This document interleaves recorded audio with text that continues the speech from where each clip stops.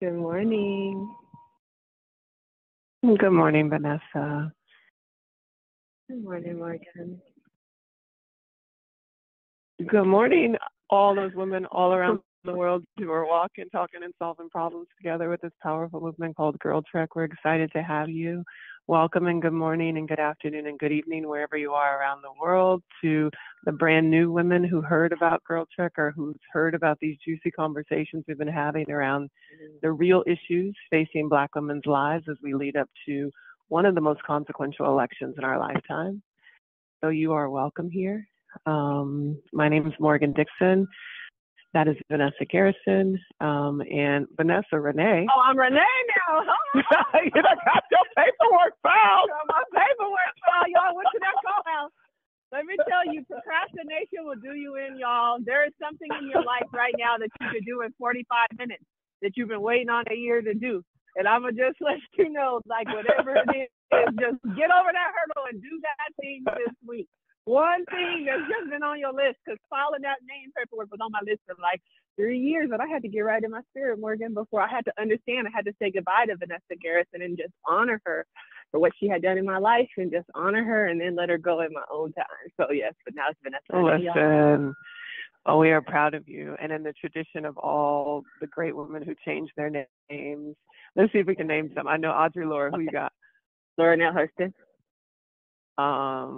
Tony Kincaid Bombara. Toni Morrison, yeah. I think Toni Morrison. Okay. Who else? Maya Angelou. I'm gonna go with Nina Simone. Nina Simone. That's a really good one. There's some other ones that are more obvious. We don't. I know. I can't even think of. NDRE, I'm guessing.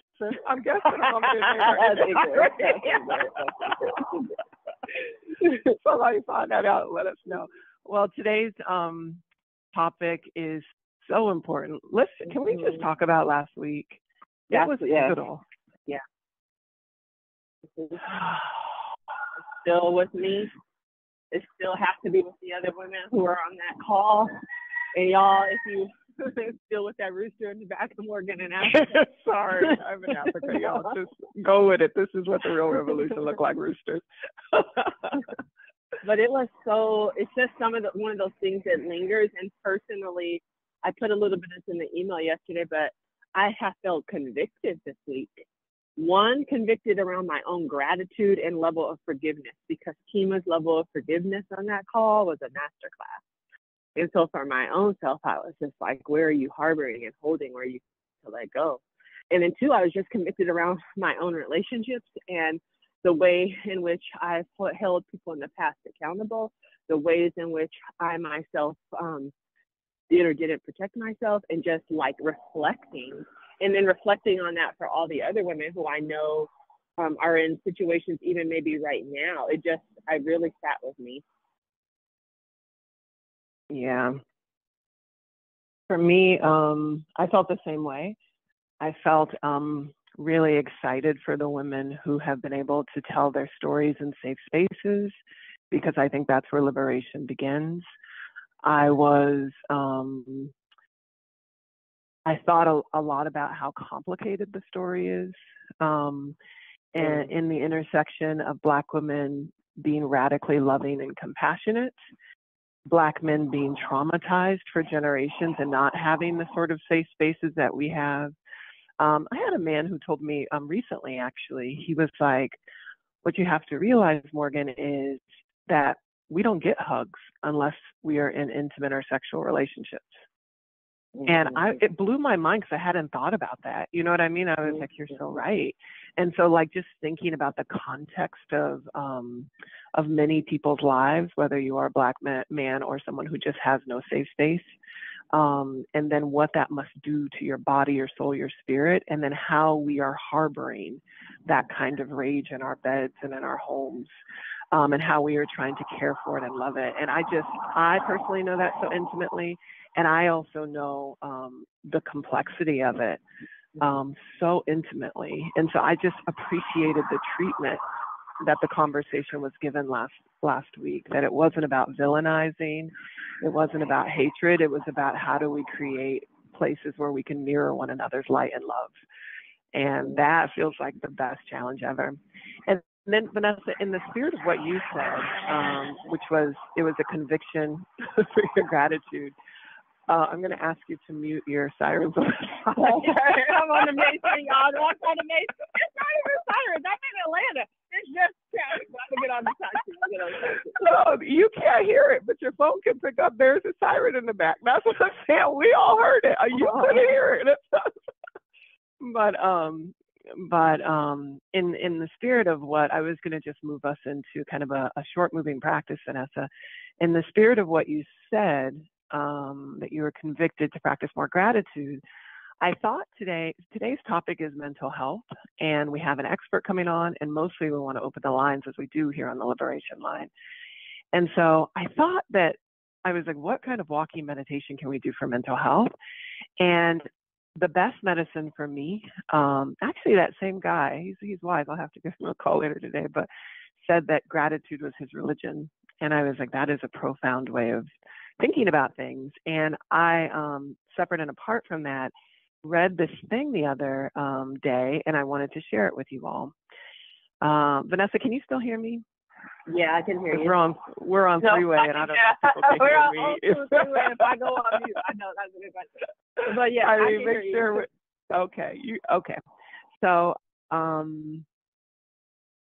here's the practice for today. So first of all, women all across the country are walking. And this is just a reminder. A member of our staff said, all my cousins getting on the Liberation Line. We still got some work to do to get them walking on. And I said, listen, all of us need a little bit of encouragement to take a 30-minute walk as many days as you can, just as your morning constitution, which people have been doing all over the world, or your daily lifestyle, walk to the store instead of drive. It's just 30 minutes a day. And this is a great excuse during the Liberation Line to get out, get some sunshine, and go for a walk. So we encourage you to walk 30 minutes a day, 5 days a week, or to at least walk 150 minutes per week, because it will save your life. It can increase your life expectancy by 7 years. And our mission is to increase our life expectancy by 10 years in 10 years, which means you 7 years in the game if you just walking. And then we are going to help you get those other 3 years. So as you are walking today, and even if you aren't walking and you feel motivated to walk, go ahead and put your sneakers on now, head out of your front door. You can go at your own pace. You can walk in a circle in your parking lot, your driveway. You can walk around your block. You can walk to the nearest park. You can walk to go get you some water or some ginger ale. Black people love ginger ale. that medicine. And as you, well, listen, if it's your medicine, just use some real ginger and then just put a little bit of sugar in it. It could be better medicine than that ginger ale. Okay, so I encourage you to walk with us. And as you're walking today, women, as you're walking, I want you to take a deep inhale, exhale, and say, ah. We'll take 3 on our second inhale. Exhale with me.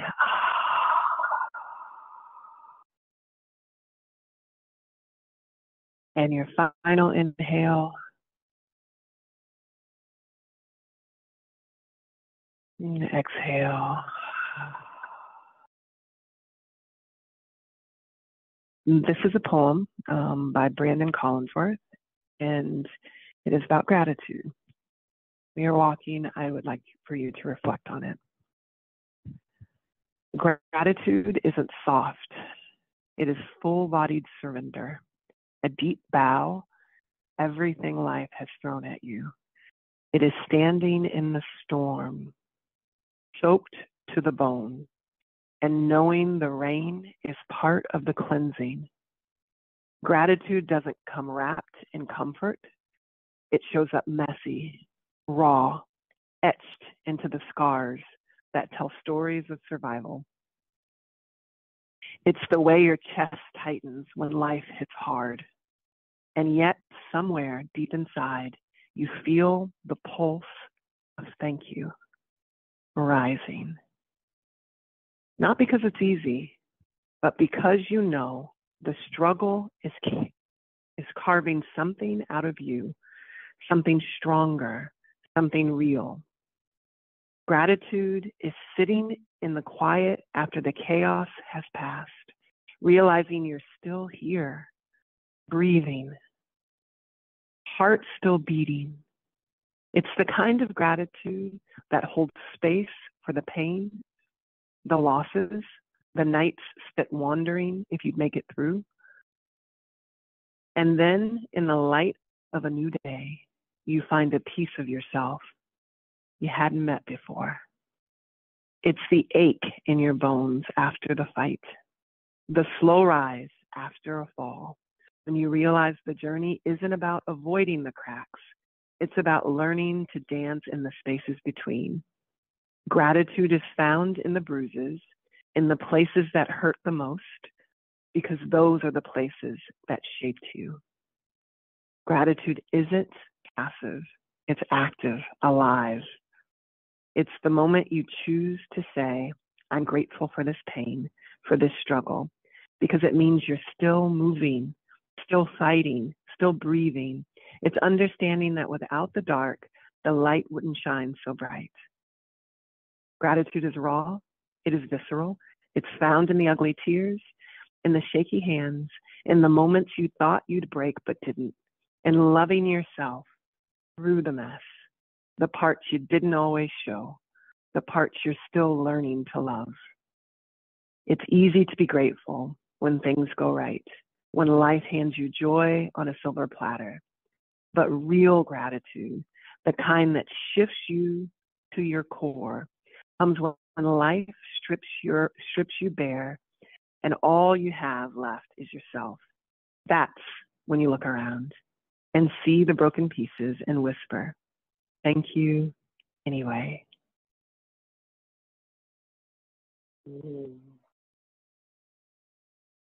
Vanessa, I was thinking about the doctor who we played a couple of weeks ago who said that mental illness, just like physical illness, comes from inflammation in your body. So you eat things that make you inflamed, stress makes you inflamed. This, she's a Black woman, this doctor said that mental health or mental disease comes from confusion. And she said where there's confusion in your life, it causes mental disease. And I really thought that was profound. And so counting blessings, even in the darkness, is a way of flipping the switch from confusion to gratitude and thanks. And I really love that as a tool. So I wanted to share that today. Thank you for walking and listening. Yeah, thank you for sharing that, Morgan. When I was getting prepared for this call, I feel like anecdotally we all have a story, right, around just like mental health and however we wanted to define it in our own lives. I think we all have language for like, maybe all of us don't have language actually, but I think all of us have experience and exposure to seeing people in our life struggle or struggle ourselves. But when I was looking at some of the statistics, and we're going to bring on in a minute Lindsay Love, who is such a blessing. She's a licensed social worker. She's a trauma therapist. She specializes in EDMR and brain spotting and some other techniques that she herself thinks that Black women especially need to explore beyond talk therapy. But when I was looking at the numbers, Morgan, two things stood out for me. One is that Black women in the highest income levels have a 20% higher rate of suicide than white women in that same income level. And then I feel like kind of crying just thinking about that and the responsibilities of what we have to carry. And that also 40% of Black women, compared to like 60% of white women, 40% of Black women say that they don't feel comfortable. Only 40% of Black women feel comfortable seeking mental health treatment, which means 60% of Black women actually don't feel comfortable seeking any sort of even treatment or therapy or any. 60% of Black women who are experiencing some sort of mental health crisis or mental health challenge don't feel comfortable even seeking support. And I think you and I know it's why these walks are so powerful, because when we are standing in the gap, for a lot of women. Like a lot of women, it's pavement therapy. A lot of women, their crews are their therapists, and yet and still there's real help out there, y'all.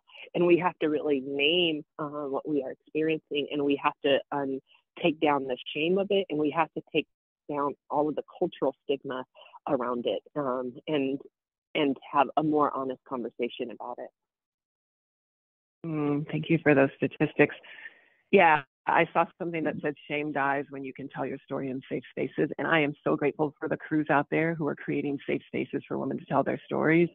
I done told all my business to my crews over the years. I mean, it's just like work issues and, you know, my man issues and my mama stuff and my daddy stuff. I done told everything. Because something like when you be walking next to somebody, you don't got to look them in the face. And if you don't, listen, if you got a neurospicy brain like me, eye contact be hard. So I just feel like, let me just talk and let me walk next to you and just listen and nod and let the rhythm of our feet together create a bond. And like, it has been so powerful. I'm in a book club, which is not to be confused with my Bible study, but that's so when I say book club, don't think I'm going to Bible study because I got to go to both. I got to go to both. Okay.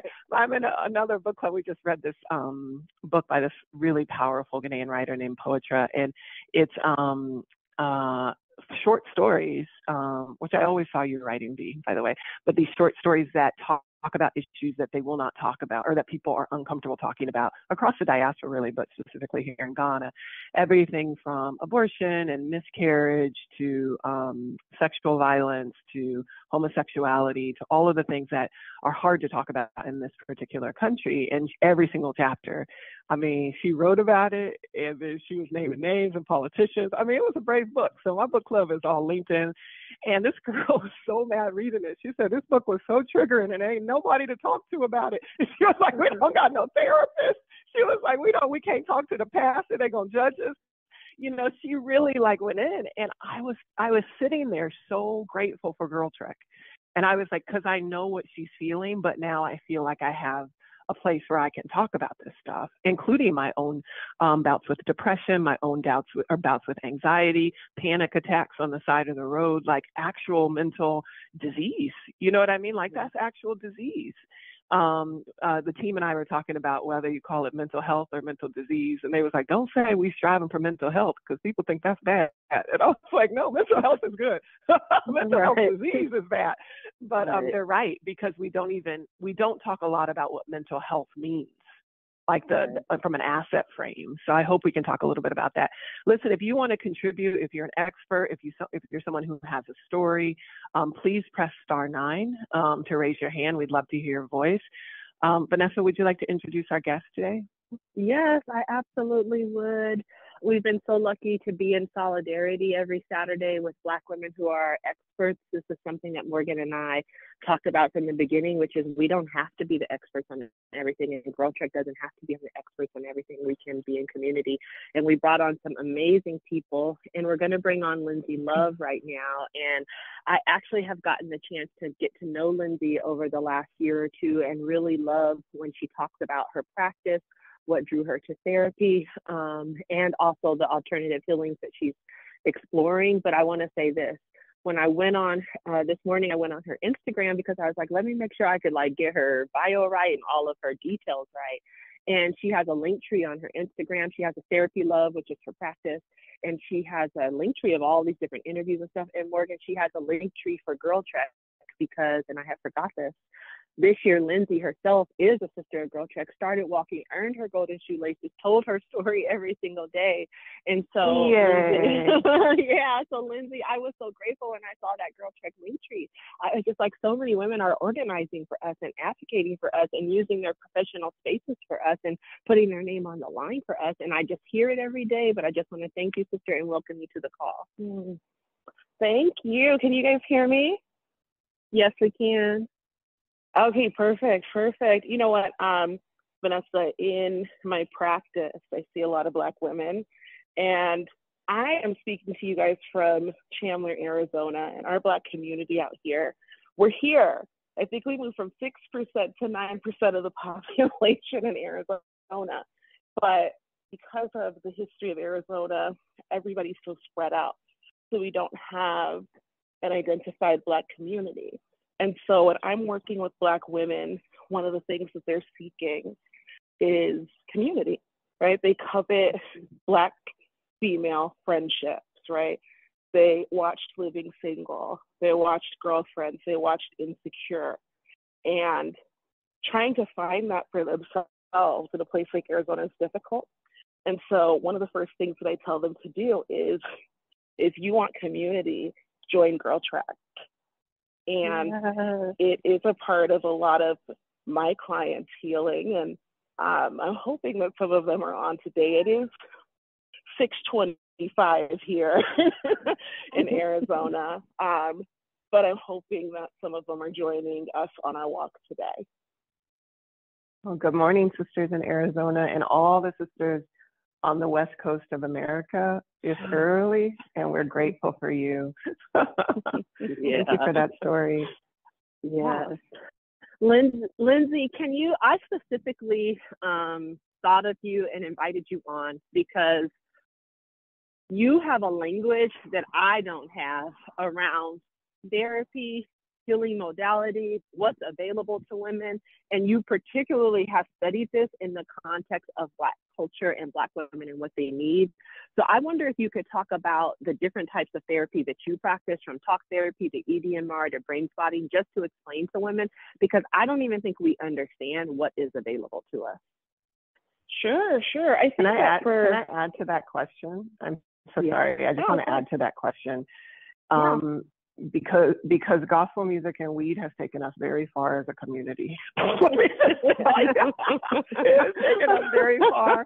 But in my own journey, I'm just like, there's so many therapies out there. Like, I mean, I can't listen to one more playlist and my man can't smoke one more blunt. And I'm just like, we need something else that maybe we can do together. That's what I'm saying, something else. Yeah. And I will say that. And then the last thing I will say is there's this guy that it was so frustrating. This guy out of Harvard, he has this book called The Relaxation Response. And one whole page was all these different modalities. And it said, similar to the African American community, it was like call and response, affirmations, blah, blah, blah. And it named all this stuff that was like the way that you combat stress. And I was like, we've been doing it. So part of what I also want to talk about on this call are the things that we're already doing that work really well. So I just wanted to add that color in as we talk about it. Yeah. Thank you, V. Thank you, Lindsay. That is important, right? Because I think that a lot of people, whether they'll come in and they'll ask for EMDR or brain spotting or CBT and DBT, right? And for me, you gotta slow way down because I don't even know what none of those letters is number. I'm getting, listen, for me, it's like these are a bunch of acronyms that make us so confused. And sometimes it's like being in a restaurant, you're trying to order something, you don't understand what the menu is saying, right? But I think it's important to acknowledge that a lot of these healing modalities, especially some of your trauma-based healing modalities, do borrow from Indigenous and Black Indigenous culture and our forms of healing, which we were robbed of and stripped. We had our access stripped to them, but now we have packaged them as a field into these modalities.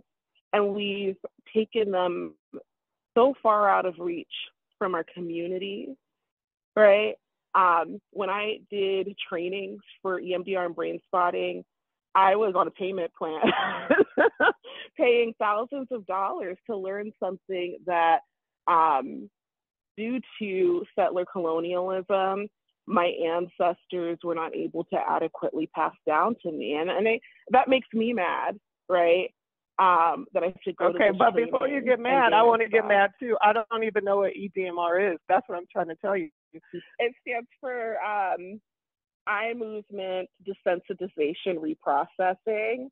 So it is a very large term, right? And so we've packaged it and condensed it down to EMDR. But basically what that is in brain spotting, they're brain-based modalities, right? They're not talk therapy, because we had this belief for the longest time that in order to heal from trauma, that you had to talk about it. But when people talk about their traumas over and over again, it's re-traumatizing, right? And so these brain-based modalities like EMDR and brain spotting, they really center your brain and where that trauma is within your brain. And it goes to a very different part of your brain than traditional talk therapy. It's usually the part of your brain that is right behind your eyes. So that's why we're doing like the rapid eye movements with EMDR, which a lot of people confuse it with meditation, or not meditation, with hypnosis, but it is not hypnosis because you're fully cognizant, you're fully aware, you're able to stop and start, but it's like taking you to the worst moment, the movie, you know, of your traumatic experience. And we take you to the worst image that's triggering for you, and we help bring down the sting. So that way, when you're out in the world and you experience things that are potentially like triggering of that traumatic memory, you're not having the same anxiety responses. So it kind of like blurs that for you and helps you build new pathways in your brain. I understand. So it's kind of like adaptive responses. Yeah, it's, you know, it's a lot. No. We're smart. It's not a lot. Eye movement. What is it? Say it again. What does it stand for again? So it's eye movement desensitization reprocessing. Desensitization reprocessing, and it's basically reprocessing the neural pathways behind your trauma. It looks like maybe hypnosis, but it really is recalling the trauma, and then doing therapy that then rewires your response to it. Okay. Yeah. So that when you're in the world, you don't act up. Yeah, I think also it's very important to acknowledge that trauma is a full body experience, right? And it's considered any kind of threat that you experience in society, right? And so we used to have this language called big T traumas, which was like your car accidents, your military combat, domestic violence, right? Natural disasters. But we also have this category called little T traumas, right? Which could be anything like attachment-based traumas, right? Like, you know, how were you attached to your parents, right? Did you receive the care and love that you needed, right? And even in loving, secure homes, right? You can still experience little traumas, right? Like if your mom's unable to show up to your soccer game, right? And you're 10 years old. And you may adapt to that by developing some negative beliefs about yourself that may tell you, mommy doesn't love me.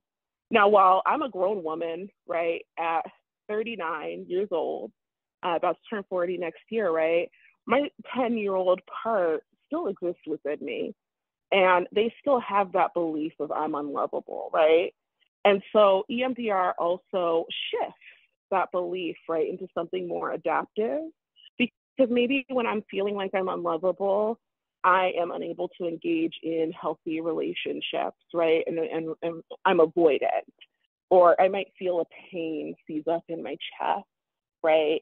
Or my back might ache, right? And so EMDR accounts for all of that, and it focuses on the parts of the brain that send those responses to your body that tells you you're under attack.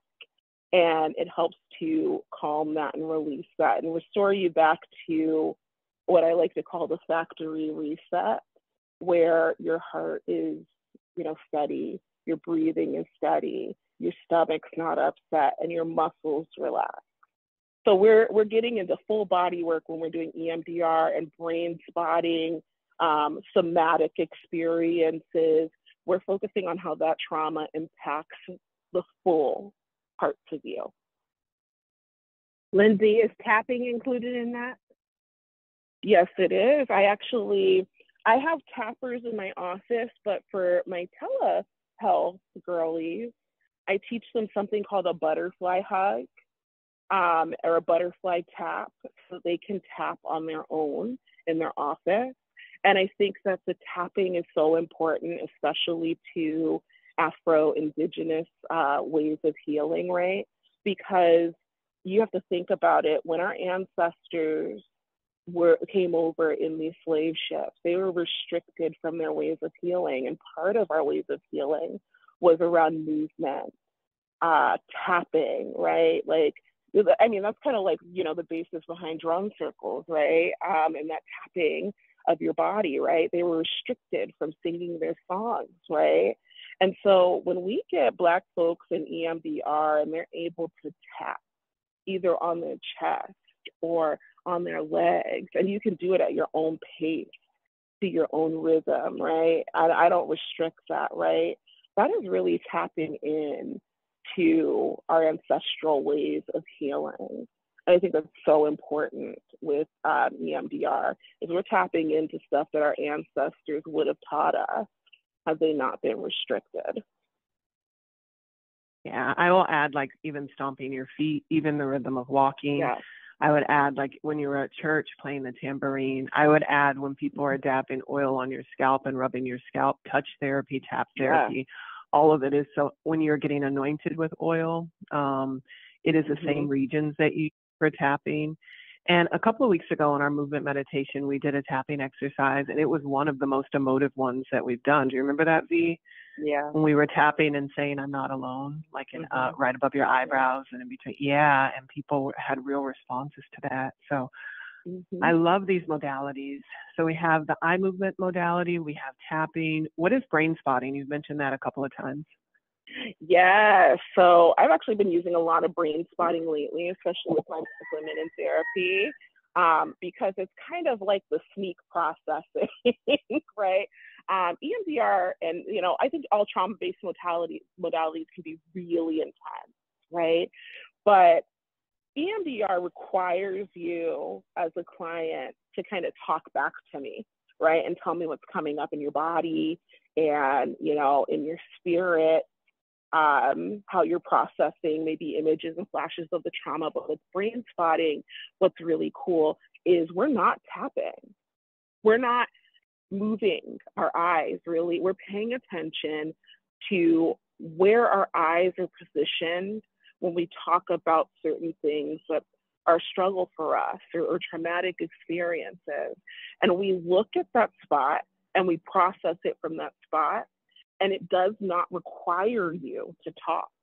We can sit in the session for 45 minutes in silence while you are looking at that spot. Usually I have a wand, so I can kind of mark the spot, and you're just sitting with it. And I think that's important too, because I think Vanessa, you alluded to language, right? And sometimes we're processing our pain and we don't have the language, right? Especially if it's like a pre-verbal trauma, or maybe it's a trauma that doesn't really belong to us. Maybe it's like an ancestral kind of trauma, right? That we're rooted in and we don't know why. It doesn't require you to talk. You can just feel and experience and still build those neural pathways to kind of help bring that sting out of the image, right? And I think what the language aspect is important is we are speaking in a tongue and in a dialect that is not ours, right? And so sometimes we don't have the adequate words, right, for how our ancestors, right, would have told the story or processed the story. And sometimes I'm working with people who are like, I don't know what this is. So I encourage them to just sit in it and feel it. And that helps them to kind of process from that space. It's the grandchild of EMDR, and it's kind of a newer modality, but my clients are like, give me some more of that brain spotting next session. I like that better. I love that. Yeah. I love that. And like, Vanessa, thank you for liking my Instagram post. Yesterday, I was with hundreds of girls up in the Ashanti region, and it was for International Day of the Girls. And one of the things I've realized is that the languages spoken here in West Africa are so much more tonal. And so it's so easy to be more expressive, even if you don't have a wide vocabulary, because they're tonal, almost like many Asian languages are very tonal.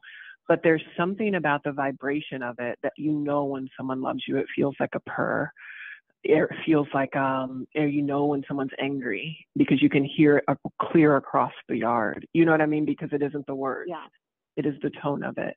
And so I really have a deep appreciation for what you're saying. And then let's talk about somatics, because one of the things I've learned here too, and know to be deeply true in my own community back in America, is that dance is release. Like my mom got the Holy Ghost every Sunday, and she was tapping, she was swinging, she was running, she was doing all the things to let go of all of the trauma, capital T and lowercase t, that she had in her.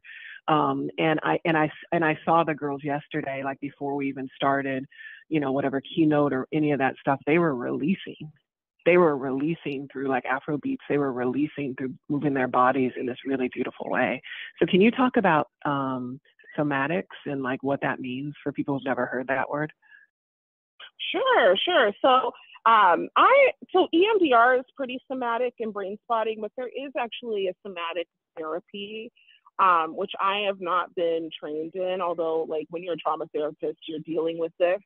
So it's really a holistic approach to healing, right? It emphasizes that connection between mind and body. And I would also argue like that spiritual component too, that we sometimes forget in our healing, right? And it also like helps us like to process like and recognize that trauma, stress, and an emotional experience, they're not just mental, but like I said, they're stored in our bodies, right? And I think a lot of times, particularly with Black women, what happens is a lot of my referrals kind of get generated from a primary care physician. And it's because they've gone in with like a heaviness in their chest, right? Achy body, migraines, right? Nausea. And there's not an organic medical cause, but sometimes it's like, your trauma, your depression, your anxiety, and the way that you kind of store it in your body, right? So like somatic therapy, like helps clients process experiences through awareness of like physical sensations, like you said, movement, body-centered practices, and integrating both the psychological and physiological aspects of healing, because those physiological aspects are really important, right? A lot of people are not connected to their bodies, right? And so it's about getting them to be aware of like when you talk about the fact that your mother abandoned you, right? Where are you feeling that in your body, right? And when somebody asks you that, you're like, where do I feel that in my body? No, you right? just triggered 37% of the people listening. We're like, oh Lord, yeah. I feel it in my chest, I feel it in my stomach. Yes. Lord, that's activated. Listen, I can tell you that I carry it in my chest and my shoulders and neck, right? And so I got to work those areas out constantly. And so somatics looks like jumping up and down, like screaming sometimes, like pounding your fists, like tapping in your whole body. It is more body work than eye work. So there are different modalities here for people. I just want them to know so they can seek out what it feels like. You said something powerful that maybe there's a spiritual element to this, and that people are even holding on to generational trauma. I would add, I think that's true. And I would add in that people, even the spiritual thing that we all know to be true is that you can pick up on other people's energy even. Sometimes I be feeling other people's trauma in my chest. And I just be like, what is that now, Lord? You know what I mean? I'm like, oh, Lord, give me some rapid eye movement, some something. Give me some tapping and grease my scalp, because I don't want it. I don't want it. So I appreciate that, and I started at the top of the hour joking about listening to gospel, which by the way is affirmations. All this stuff about affirmations, looking in the mirror. Gospel music is the best form of affirmation you have out there. So don't get it twisted. Then number two, I talked about smoking weed, which I'm telling you is the number one kind of treatment for most people I know. I have to just tell you that. But I also want you to, and understanding that you have a discipline and an expertise, but just for people, beginners out here who don't know anything about plant-based medicine outside of marijuana, what other plant-based medicines are there for mental disease? So a lot of people now are like doing ketamine treatments, right? And like ketamine, like I believe it was used like long ago. I think it was like a pain medication or something like that. But now it's being used to kind of like help people kind of slip into like, it's like for treatment resistant depression. So like when you go to these ketamine facilities, right? A lot of people think like, you know, oh, what am I going to run into? But it's run by like doctors, EMTs, nurses, right? You're in kind of like a spa-based setting. You're laying down. They administer the ketamine and they're watching your vitals, right? And you get like VR and, you know, iPads and music to kind of help you like slip into that experience, right? Of like getting into like the nuts and bolts of like what is stuck and what is trapped in there, right? I have clients who like speak about it and they're like, oh my God, it's so great, right? The other thing that people are using are like, you know, ashwagandha, right? And you can get your like ashwagandha gummies at Target. You can, I believe like that brand Goli sells it and it's like the blue one. Or you can drink it in teas and things like that. You know, especially if you don't want to go as far as like an ashwagandha experience, right? I think also too, like, you know, there's something to be said about like leaning into what did your grandmother use, right? When she was feeling like bone weary tired, right? Especially if it was something that like, you know, ooh, every time she made this or every time she like picked this, right? Or, you know, her connection to this, like, you know, in that gospel music, right? And, you know, the smells and aromas of this, right? Like those are important things as well too, right? Yeah, so, like, a pot of beans, because a pot of beans really be doing it for me. I just be like, this beans is cornbread. It's just like, it's just like therapy. Just sit on the couch and eat it. Yes. You just heard like it here that a pot of beans is plant therapy. Yeah. You know what? I love that last part. When I smell coffee, that's my thing because it reminds me of my grandmother who now, you know, this is probably not the healthiest, but her thing was she had to have her taster's choice and her Virginia Slim. So no, when I smell those two combinations, not healthy. But when I smell those two combinations, right, or I smell coffee, I'm like, oh, grandma. And I remember her story. You know what's so beautiful? And, you know, everything. Yeah. What's so beautiful about that is I agree that smells and like rituals of home and rituals of our foremothers, whether or not physiologically they are healthy or not, are psychologically healthy sometimes and make you feel welcome and make you feel at home, whatever. So thinking even about those smells at home. And then just adding to, I know there's so many experts out there on plant-based medicine in our community, from ayahuasca to all the different mushrooms that are across the continent, to all of the different herbs like holy basil, and all these different things, all of the teas, all of the cumin, all of the stuff. And then just to the food we eat, eating plant-based food, there's so much, I think, confusion caused by our diet. And when we eat things that have lots of hormones in it, particularly red meat, particularly processed food, that I think really impacts your mind and your ability to think clearly. And so I would put that in the category of plant-based foods, is just making sure, plant-based medicine is that making sure that your foods are also plant-based. Because I tell you, sugar is like crack cocaine sometimes. It just makes you feel wired and like confused. And like if you have already a propensity to mental health disease or to mental disease, it like that can be also triggering when you're drinking Coca-Colas or you're drinking all these things. It continues to amplify it for you. This is really, really helpful. Yeah, it is. Thank you so much, Lindsay. Yeah.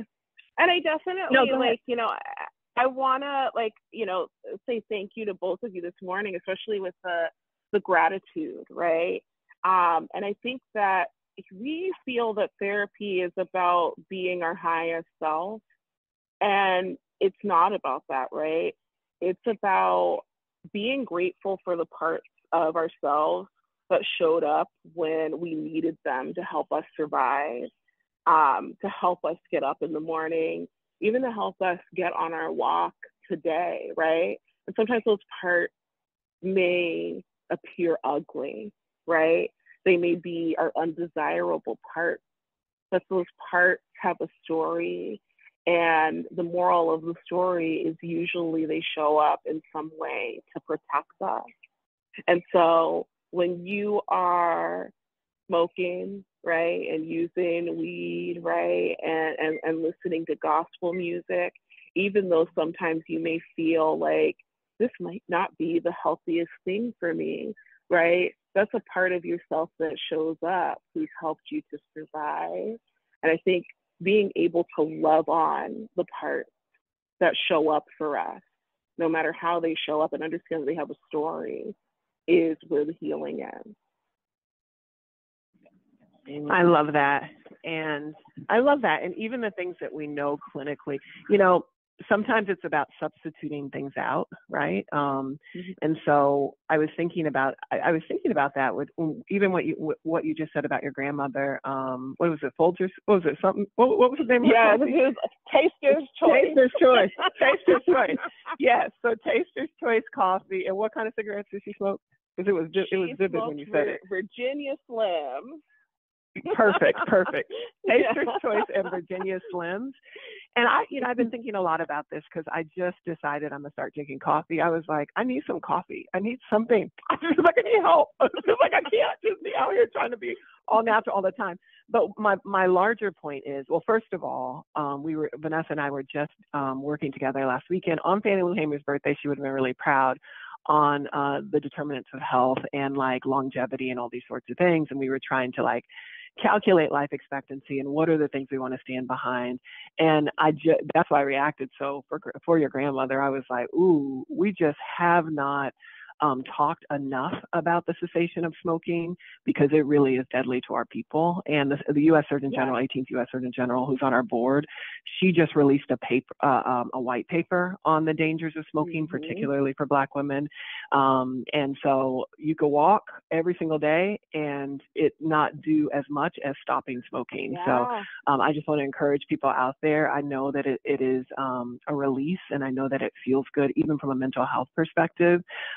And for your physical body, I just encourage you to find ways to substitute that out with walking or doing other things that that also feel good. So that's one of the things I wanted to say. And then second, I want to encourage people to raise their hands, *9, so that we can open up the lines.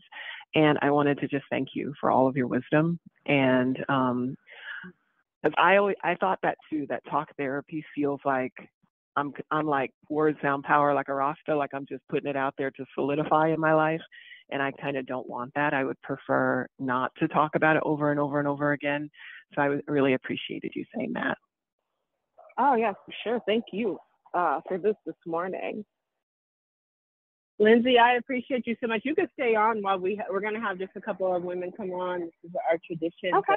We're walking and talking with women from every part of the world. It's such a beautiful community. I think we could pick like 2 or 3 callers. Kyrene, if you want to see somebody up. Oh, yeah.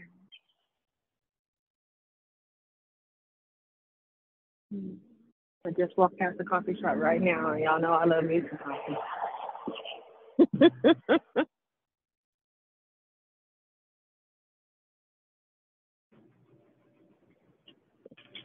Good morning. Good morning. Good morning. You could tell us your name or not tell us your name and where you're calling from. Oh, hi. Good morning. I'm Dee. It's Vanessa. Hi, Dee. Hi. It's Dee like zebra, and I'm calling from Montclair, California. And I just wanted to say thank you so much, Lindsay, for your pearls of wisdom and everything. And I do have experience with suffered from depression and been treated for 24 years now, and the therapy, it's so helpful. The EDMR, I did do that once in a traumatic thing that happened with my father, and it really did help a lot. It was hard back and remembering what happened, but yes, I too think that it's difficult to have to talk about, your history every time when you see a new counselor or you see a new doctor, or it brings up so much. And so I have a new team now, and that first initial thing, it's really hard, but it's important to try to get down to the root, and they need to know, and then, but yes, I never heard of CBT, but I think I did the EDMR, and so I'm looking at that, and also exploring. It's called inner child work. I'd like to explore that, and I've listened to 12-step programs that address the inner child work, especially with adult children of alcoholics, ACA.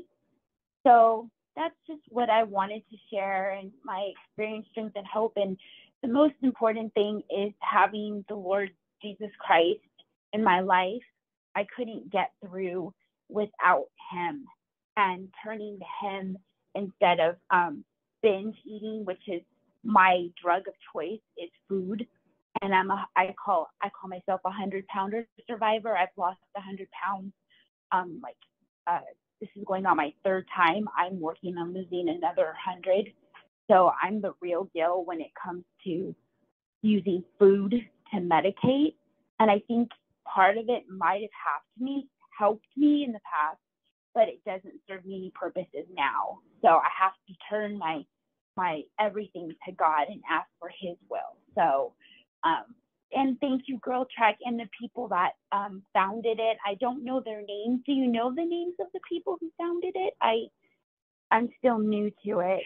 Vanessa, do you know their names? You're so cute. Thank you for calling. So cute. Yeah. Girl, we the founders. We the two friends who started it. We still in it. We ain't giving up. We are here, and now it started me and Morgan, and now we're you, Z, we're Lindsay, we are a Tyree, we're a million women, a million plus women all over the world now. And I appreciate you, sister. Yeah. Z, I love what you brought up around using food for medicine for mental health pain or mental pain and stress. That resonates with so many of us. So thank you for sharing that. And then you talked about inner child work. Can you tell us where it was at, like a podcast or something you listened to? You said it was a 12 point program or 12-step program. Yes, I'm a member of Overeaters Anonymous, and it was a workshop that I listened to through it's the San Gabriel Valley Inland Empire intergroup that I go to. It's called Skive, SGIVE.org, and it was a tape. I think it was in 2017, and they have like a library. You can go listen to CDs or take a CD and then return it, and they were doing a workshop on inner child work. Mm-hmm. But perfect. Thank you so much. You hear to hear. Yeah, Al-Anon does AC. They're like they do the inner child work too. Got it. Thank you so much. Thank you so much. You're welcome. And you said there's also something called adverse. Yes. Is this Z? Yes. Okay. Thanks. Thank you, Z. There's also something called adverse childhood experiences, or ACEs, adverse childhood experiences. Mm-hmm. I encourage people to look that up, because if you had any experience in your childhood, it has a direct connection with your physical health, and there are things you can do. Is there another caller maybe we can take really quickly, V? Yeah. Thank you so much, Z. Mm-hmm. The movement's growing, y'all. Hello. Good morning. Hello. Good morning. My name is Patricia. I am from Dayton, Ohio. Hi, welcome to the call. Hello. I'm so excited to be here. I've been a girl checker for a long time, and so this is exciting. But this topic was perfect for me to actually get on. I'm a nurse practitioner in primary care, and I have been privileged to take care of a lot of women, especially. So the statistics that Vanessa you were talking about earlier really hit me of how many women who may need some type of therapy to not to, go to therapy. And the realization that, like the other caller said, having to tell your story over and over again is part of the problem. So over the last couple of years, I've noticed I keep hearing the same thing over and over hundreds of times. I don't want to keep talking, or say that this type of provider would never understand. Unfortunately, we do not have a lot of mental health providers in my area that look like us. So it makes it even more so difficult for them to be able to accept that care. So on my plight, I've tried to find ways to help women or to show women how you can heal yourself. You can experience healing, experience peace at home, or without having a coach or without seeking therapy. And walking is like number one. So I use Girl Trek like a prescription in my practice. I'm always providing, okay, check this link out, and there's a walk Saturday, and so it's really important for all of us. We all have a story. We all have a platform, regardless if you just ride on a bus to work with someone every day. That could be a platform to use to help each other find some type of healing, to find some type of therapy, whether it's sitting there having a casual conversation, whether it's how you doing today, deep breathing exercises, anything. So this is a really powerful talk. I appreciate, being a part of it and listening to it, and being able to take some things I learned today into my practice. That's incredible. You heard it here from a nurse practitioner. Walking is helpful to mental health. I appreciate that. So there's an article in Psychology Today a long time ago about Girl Trek, and I had forgotten about it until you just brought that up. That there are clinical benefits to walking that really do improve your mental health. So thank you so much for that. And then thank you for the walking prescriptions. Yeah, go and send them our way. Every doctor out there listening, every nurse out there listening, every therapist out there listening, we are here. And then Z reminded us that we haven't properly introduced ourselves actually to all of the new and growing members. I am Morgan, and that's Vanessa Garrison, and we are the co-founders of Girl Trek, but we are co-founders along with 10, 20,000 other women, like the woman you just heard, who are out here organizing for this movement, who are telling our friends and our families that if we just go for a walk and take a little bit of time for ourselves, 30 minutes of self-care, it can change so much in our lives. It can be just the spiral that we need in order to go into the most profound and powerful parts of our lives. So that's beautiful. And then sometimes we need therapy, y'all. Sometimes we need to talk to somebody. And there are lots and lots of resources out there. Black Girl Therapy, there's so many resources out there to find a therapist that really resonates with you and is culturally appropriate. Yo, Vanessa, do you remember that time I went to that therapist and that man started talking about Blackish? Did I tell you about this? I think you did, yeah. He was trying to relate to me, and he was like, do you watch that show Blackish? And I said, sir, what you not going to do right here? And then he was like, that Tracy Ellis Ross, I don't know what people. And I was like, what you not going to do is talk about Tracy Ellis Ross. That's what you not going to do. When I tell you, I went out there so quick, this man cannot possibly understand my life. If he don't understand the dynasty of Diana Ross and Tracy Ellis Ross, you couldn't possibly give me nothing useful. That's what I'm saying. So you do have to find the right therapist for yourself. And if it don't feel right, trust your instinct and go to another one. But having a safe space to tell your story to somebody who will believe you, listen to you, and believe in you does really matter. And if you need help and you just want to talk to another sister, start a crew in your neighborhood and start walking with another sister near you. Vanessa, I have loved this conversation so much. Me too. I really have. Me too. Yeah. Any final words? We're going to be back here next Saturday, y'all. We have 2 more liberation lines before we get to Atlanta, October 26th. Saturday is going down. Sunrise Rally for Joy and Justice. I don't know where you are calling from around this country, but there's still a spot if you somehow want to roll down and be with us. We have almost 1,000 women RSVP'd. It's going to be a beautiful moment where we are going to be announcing to the world that we have 1 million women behind us and a new mission to increase life expectancy for Black women by 10 years in 10 years. And so we'll be on the line next Saturday. We'll be on the line the Saturday after, and then we will be at the rally. And it's going to be a beautiful fall after that of beautiful stuff. We're going to do the prayer trek, Black History Boot Camp. So I'm just thanking everybody, Morgan, going back to the gratitude that we had at the beginning of this fall. I'm deeply, deeply grateful that I get to be a part of this movement, do this work, walk with you all, walk with Morgan on Saturdays. I'm grateful we have Lindsay in our community and so many women who we can call on who have the answers when we don't. I'm about to try some of these modalities. Y'all gonna be like, who is that? Right. Just walking around here like the Buddha.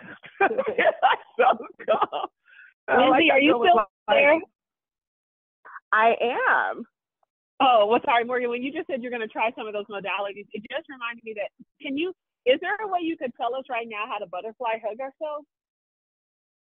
Yes. And so, like, what you're going to do, I don't know if you're holding, technology, but you're going to want to put it down. And what you do is you cross your hands over your chest and you just tap, like, one hand at a time, right? So that's the bilateral stimulation. So you're not tapping both of your hands at the same time. It's like a steady rhythm of like right, left, right, left. And you can decide on the pace. You can decide like, how hard you tap or how soft you tap. You can also, if you really want to get fancy, you can also do some rocking with it too. Like something about rocking that kind of helps when you're in that process. And you just close your eyes. And just imagine like a place that feels calm for you, like either real or imagined, or maybe you can focus on a mantra and just tapping for a minute each day, right? Or more, right? If you're in the presence of stress, right? One of the things that I do if I'm in like a really intense meeting, I can't do my butterfly hug because that would be weird. But talking to people is I'll tap my big toes in my shoes to a bilateral rhythm. And I just kind of like focus on my breath before each response. Because sometimes people try us. People are trying us at work. But if you tap your feet, you tap your big toes in your shoes to that bilateral rhythm, it'll help to bring your autonomic nervous system back down and help you to feel less under attack. Thank you so much for that, Lindsay. Thank you. Yeah. Morgan, you got anything before we roll out? Anything more? Nope, that was good. I was gonna say, when Z came on, she was like, "And the Lord Jesus Christ is the reason why I was healed." And I said, "Because that worked too. That worked too." Listen, I'm telling you, go to the well that never runs dry, and that works too. That's all I'm saying. I mean, that's part of what Herbert Benson was saying in his book. He was like, praying without ceasing, or like, because prayer starts with trying to feel the presence of love, trying to feel the presence of God, trying to feel it starts with that. And so much of this stuff is synchronous. And so no matter how you talk about it, figuring out how you feel good in your body and in your brain, figuring out whether your dance is a Holy Ghost dance or whether your dance is Afro beats, or whether you're tapping on the drums at church, or you're tapping on your toes in your boots, or the butterfly on your chest. All these things are pragmatic interventions to stress, and they are ancient, particularly for Black women. And so pay attention to what feels good. Pay attention. Like my aunt, when she washes dishes, she's always humming. And those are ways to stem stress. So just pay attention. It was my favorite part of today's show is look at and think about what our mothers and foremothers did to heal, right? And let's try and bring those back, capture those practices, and talk about them with our daughters. So that's my final words. Thanks for asking, Pete. All right, y'all. Be blessed for the rest of the day. Irene, close us out with some music.